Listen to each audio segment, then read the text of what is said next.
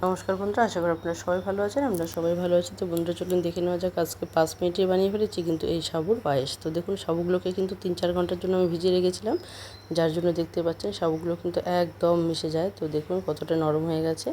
তো এটা কিন্তু রান্না করতে বেশি সময় লাগবে না। তো এদিকে আমি কিন্তু দুধটা বসিয়ে দিয়েছি। তো দেখুন, এখানে 1 লিটার পরিমাণ দুধ আমি নিয়েছি। অনেকটাই কিন্তু জাল করে ঘন করে নিয়েছি, দেখতে পাচ্ছেন কড়াইয়ের মধ্যে দাগ লেগে আছে।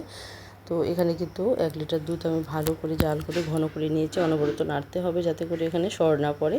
তো বন্ধুরা দেখুন, এখানে যখন দুধটা অনেকটাই ঘন হয়ে এসেছে, তখন কিন্তু আমি এখানে যে ভিজিয়ে রাখা সাবুগুলো আছে, সেই সাবুগুলো কিন্তু দিয়ে অনবরত নাড়তে থাকবো যাতে করে দলা না পেকে যায়। তো বন্ধুরা দেখুন, এখানে কিন্তু সাবুর থেকে যে জল আছে সেটা কিন্তু পুরোপুরি ঝরিয়ে নিয়েছি। মানে আমি এমনভাবে জলটা দিয়েছি মাপ মতো, যাতে করে সাবুটাকে পুরোপুরি জলটাকে টেনে নিয়েছে।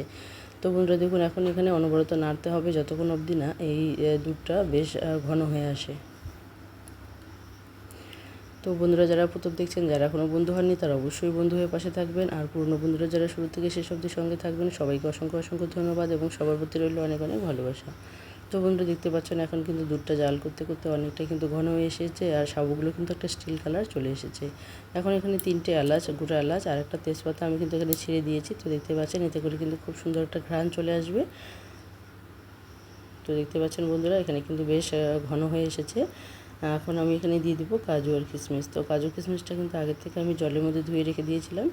আর এর আগে আমি দিয়ে দিচ্ছি চিনি। তো চিনিটা কিন্তু অবশ্যই আপনাদের স্বাদ মতো আপনারা দেবেন। তো এখানে আমি চিনিটা দিয়েছি। তো হাফ বাটি পরিমাণ চিনি কিন্তু এখানে আমি দিয়ে দিয়েছি। কারণ চিনি অনেকেই মিষ্টি বেশি খেতে পছন্দ করেন, আবার কম খেতেও পছন্দ করেন। তো যে যেরকম পছন্দ করেন সেরকমই চিনিটা দেবেন। তো বন্ধুরা দেখুন, এখানে চিনিটা দেওয়ার পরে কিন্তু অনবরত নাড়তে থাকতে হবে যাতে করে খুব সুন্দরভাবে চিনিটা গলে যায় আর এখানে নিচে লেগে না যায়। তো বন্ধুরা দেখুন, এখানে কিন্তু বেশ সুন্দর একটা ঘনত্ব এসেছে। তো এটা কিন্তু গরম গরম খেতে বেশ ভালো লাগে। তো আমি মনে করি যারা সাবুর পায়েস এখনও খাননি, তারা কিন্তু খুব সহজে এইভাবে সাবুর পায়েস বানিয়ে নিতে পারেন। তো বন্ধুরা দেখুন, এখন কিন্তু চিনিটা পুরোপুরি গলে গেছে। আর গলে যাওয়ার পর এই যে কাজু আর কিশমিশটা আমি জলের মধ্যে ধুয়ে রেখে দিয়েছিলাম, সেগুলো এখন দিয়ে দিলাম। তো বন্ধুরা দেখুন, কত সহজে কিন্তু সাবুর পায়েস তৈরি হয়ে গেল। তো বন্ধুরা যারা এখনও খাননি, তারা অবশ্যই খেয়ে দেখবেন, আশা করি আপনাদের ভালো লাগবে। তো এটা কিন্তু বাচ্চা থেকে বুড়ো সবারই কিন্তু শরীরের পক্ষে ভীষণই উপকারী একটা রেসিপি। তো যারা এখনও খাননি, তারা অবশ্যই খাবেন আর বাচ্চাদেরকেও খাওয়াবেন। তো বন্ধুরা দেখুন, এখানে কিন্তু পুরোপুরি হয়ে গেছে। এখন আমি এটা নামিয়ে নেব আর গরম গরম কিন্তু পরিবেশন করব। তো বন্ধুরা, আমার এই রেসিপিগুলো আপনাদের কেমন লাগে অবশ্যই কমেন্টে জানাতে ভুলবেন না, কারণ আপনাদের একটি কমেন্ট, একটি লাইক কিন্তু আমাদেরকে অনেকটা উৎসাহিত করে নতুন নতুন রেসিপি তৈরি করতে। তো বন্ধুরা দেখুন, এখানে পায়েস কিন্তু পুরোপুরি হয়ে গেছে, আর এটা অবশ্যই শেয়ার করতে ভুলবেন না। তো বন্ধুরা দেখতেই পাচ্ছেন, এখন পুরোপুরি এটা আমি একটু নেড়ে চেড়ে নিয়েছি যাতে করে খুব সুন্দরভাবে কিন্তু এখানে কাজু কিশমিশগুলো মিশে গেছে। তো দেখুন, এখন হয়ে গেছে পুরোপুরি।